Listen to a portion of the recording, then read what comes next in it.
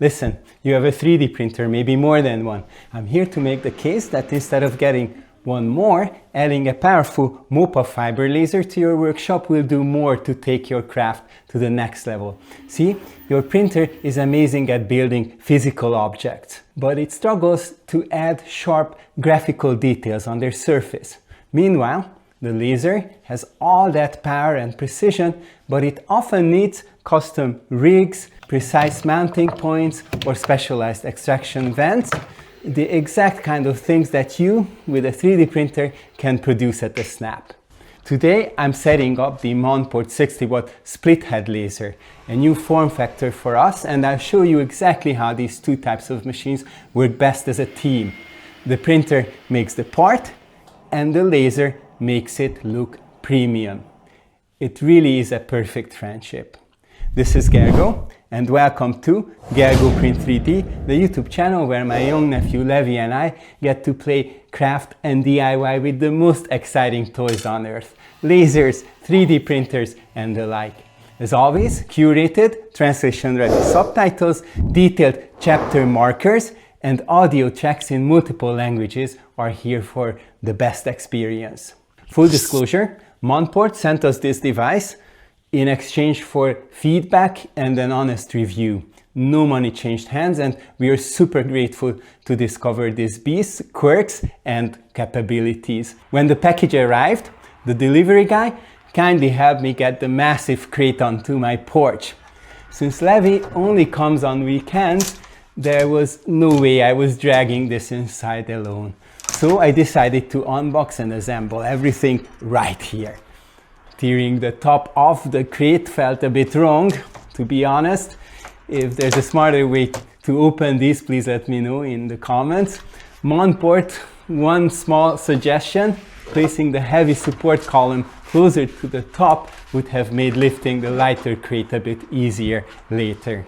The split design is intriguing. The heavy laser source stays on the floor, leaving only the sleek galvo head and thick work surface on your desk. The fiber cable is a full 2 meters long. I measured it. Way longer than our other fiber laser, which makes the split layout indeed practical. Assembly was surprisingly straightforward once I figured out one trick: attach the arm to the support column while holding it upside down before securing it to the work table. This way, gravity works for you to keep the bolts in place. Trust me, I spent minutes wrestling with it the other way. Right away, I noticed some nice upgrades over our previous Monport MOPA: an actual physical foot pedal, a physically lockable power switch, and a real emergency stop button. Much safer in a house with kids. More on this in a real one-to-one comparison between the two form factors in an upcoming video. Be subscribed. Moving the assembled pieces inside was still a real struggle because the two heavy halves are permanently tethered by that 2-meter cable, but I managed to inch them into my office. The manual recommends a well-ventilated, dust and humidity-free area away from windows. That's going to be our humidity-controlled printer room, but for the time being I set it up in this office corner next to the window for easy smoke venting, but I can pull down the shades to block direct sunlight. High-power fiber lasers use extremely high voltage, so safety recommendations need to be taken extremely seriously. So I set it up inside, but I still hadn't figured out what this mystery item was for. I even checked the manual, imagine that. All it said, it was a 7-shaped screw with zero more explanation. Anyone know what this is for? Drop it in the comments, and while you're there, why not like and subscribe? Levi says I should also mention the new hype button. You get 3 free hypes a week to support smaller channels. Did you know about these hype points? Every boomer needs a young nephew like him. So what is the 7-shaped screw for? It locks the manual Z-axis. Did you guess it right?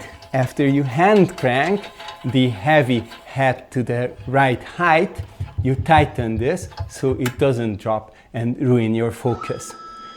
There's no motorized autofocus or rotatable arm here, but honestly, we usually prefer manual focus anyway.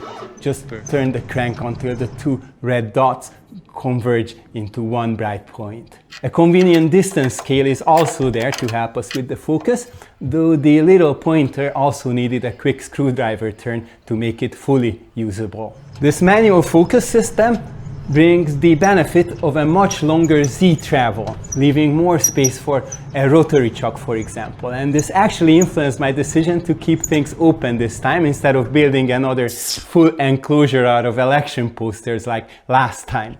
But an open 60-watt laser, these can make a lot of smoke depending on the material. And that's where the 3D printer came to the rescue. I designed this custom smoke extraction vent in FreeCAD that hugs the work area from two sides and attaches firmly and precisely to the mounting points on the work table. As usual, it took a few prototypes to get the shape and attachment points to line up perfectly.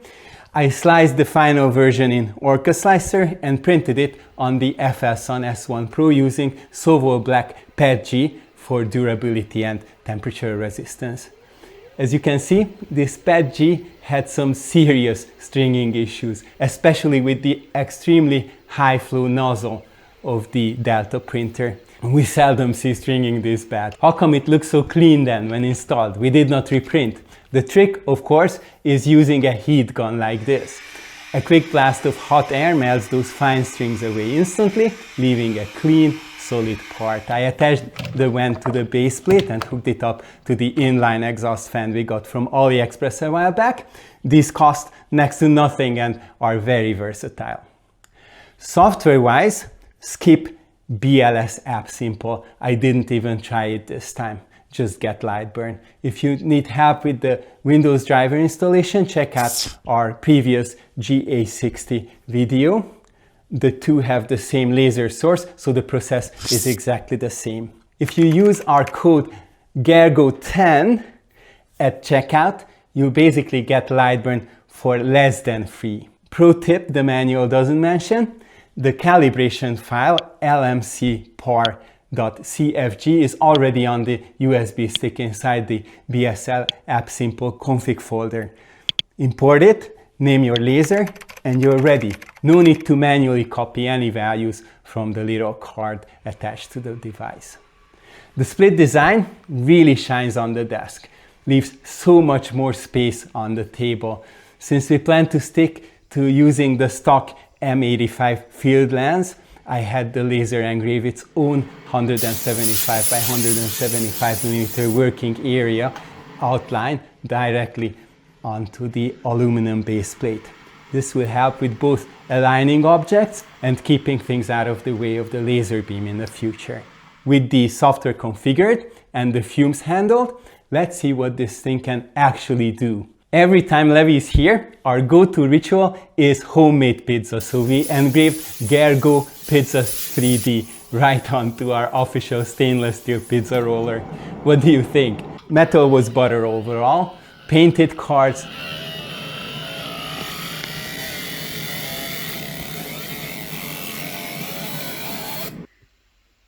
the aluminum compasses Levi unboxed in our recent live stream,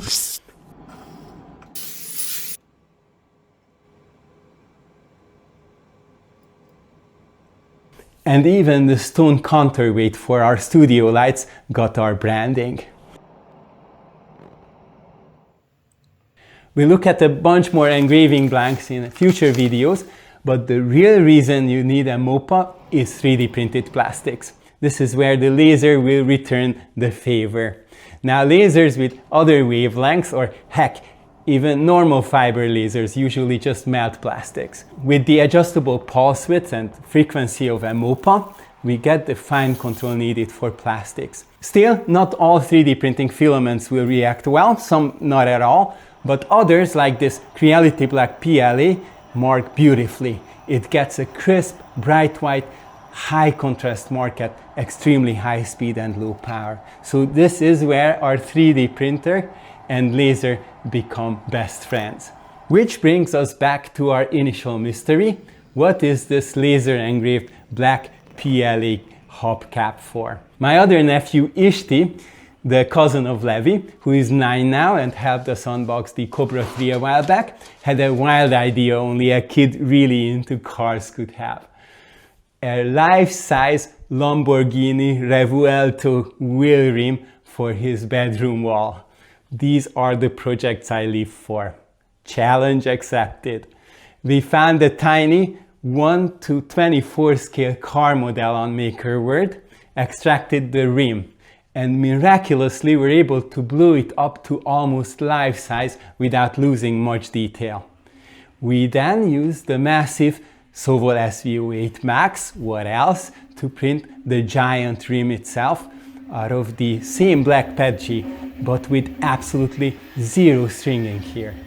Nozzles and extruders can make a tremendous difference. We also designed a silver brake disc and red brake calipers, printed in multicolor on the Bamboo H2S, and parallel with the other components, we printed the hubcap on this Sovol Zero out of that black PLA that marks so well. Because this piece needed that final touch, the Monport GPro 60-watt engraved the high-resolution Lamborghini logo permanently into the plastic.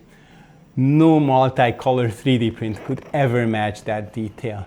This is the team-up I was talking about. The printer makes the part and the laser makes it look premium.